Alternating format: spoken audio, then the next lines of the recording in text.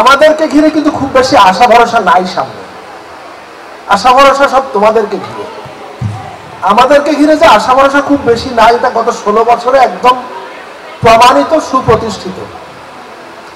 আমাদের জাতির বুকে এক দানব চেপে বসেছিল।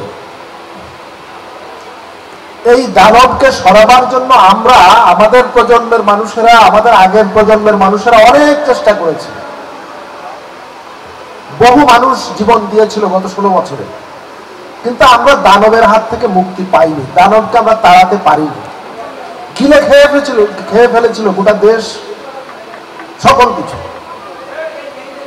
2024 সালের জুলাই এবং আগস্ট মাসে তোমাদের মতো একদম তরুণ তুর্কি জেগে উঠেছিল যে দানব তাড়াতে হবে, এবং সেই তরুণ তুর্কিদের পেছনে আমরা, আমাদের বয়সীরা সবাই জড়ো হয়েছিলাম। নতুন এবং ফিরে আসা গ্রাহকদের জন্য নগদে চলছে ক্যাশব্যাক সহ প্রতিদিন হাজারো উপহার জেতার সুযোগ। হবে আশা আর ফেরা, সারপ্রাইজ সেরা।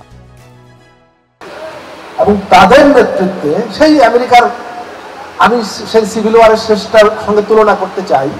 1971 সালে আমাদের পূর্বপুরুষেরা জীবন দিয়ে যুদ্ধ করে এই দেশ তৈরি করেছিল, কিন্তু দুর্ভাগ্যক্রমে আমরা একটা স্বাধীন দেশ তৈরির লক্ষ্যে পৌঁছাতে পারিনি।